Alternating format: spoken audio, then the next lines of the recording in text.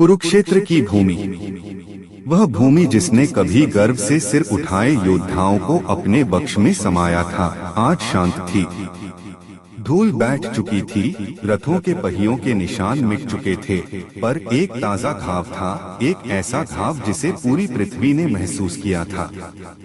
क्योंकि आज सूर्यपुत्र कर्ण का शरीर उस भूमि पर पड़ा था जिससे वह जन्म से लेकर मृत्यु तक लड़ता रहा। लेकिन एक सवाल जो सदियों से लोगों को मथता रहा, कैसे किया? और उसके मृत शरीर के पास कौन कौन पहुंचा था? आज इसी छुपे हुए सत्य का द्वार हम खोलने वाले हैं। अर्जुन का बाण कर्ण के हृदय को चीरकर निकल चुका था।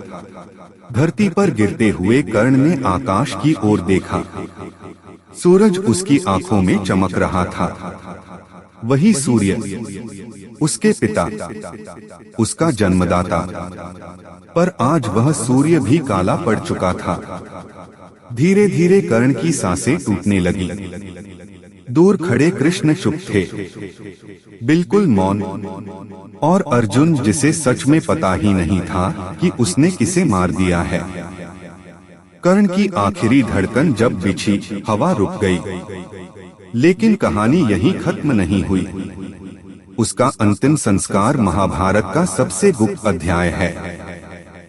युद्ध खत्म हो चुका था। कुरुक्षेत्र के मैदान में शवों के ढेर थे, पर एक शव सबसे खास, सबसे अद्भुत, सबसे तेजस्वी चमक रहा था।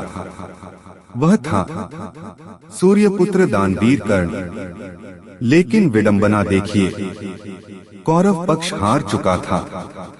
सूर्य अपने पुत्र के लिए रो रहा था, पर उसके शरीर को छूने के लिए भी कोई तैयार नहीं था। कौरव सेनापति मारे जा चुके थे। दुर्योधन मर चुका था। दुशासन, शकुनी, कर्ण का प्रिय अंगराज दल सब खत्म। कर्ण अकेला रह गया था, जैसे वह हमेशा से था। वह जानते थे कि यह मृत शरीर कोई साधारण योद्धा का शरीर नहीं, बल्कि दुनिया का सबसे श्रेष्ठ धनुर्धर, सबसे बड़ा दानवीर, एक ऐसा मनुष्य जिसे दुर्भाग्य ने हर मोड़ पर धोखा दिया। कृष्ण धीरे धीरे कर्ण के पास पहुँचे। उनके सामने सूर्यपुत्र का तेज मिट नहीं रहा था। कृष्ण के आंखों में नमी आ गई। उन्होंने धीमे से कहा, क्षत्रिय का कर्तव्य पूरा हुआ, पर मित्रों ने तुझे छोड़ दिया कर्ण। फिर उन्होंने दूतों को बुलाया और कहा, इस महान आत्मा का अंतिम संस्कार मैं स्वयं कराऊंगा। जब खबर पांडवों तक पहुंची कि कृष्ण स्वयं कर्ण का अंतिम संस्कार करने जा रहे हैं, भीम और अन्य पांडव चौंक गए। भीम ने कहा, कृष्ण, वह हमारा शत्रु था। आप उसे इतने सम्मान के साथ कैसे विदाई दे सकते हैं?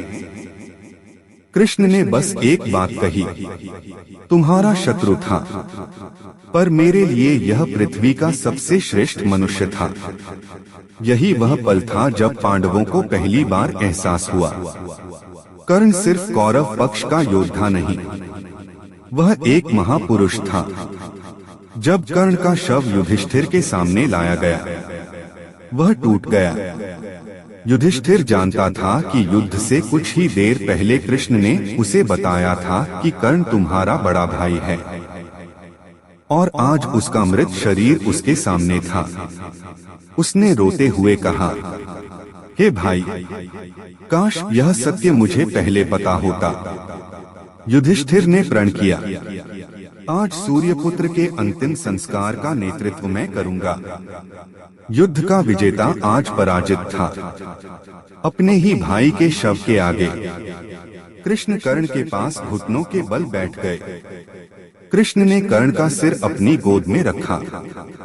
यह दृश्य देखकर सभी योद्धा स्तब्ध रह गए।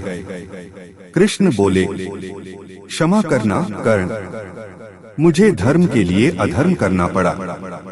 तुम्हारे अंतिम संस्कार का सम्मान मैं स्वयं करूंगा। कृष्ण ने कर्ण के जन्म की कथा बताई, कुंती का रहस्य, और पांडव सुनते रह गए।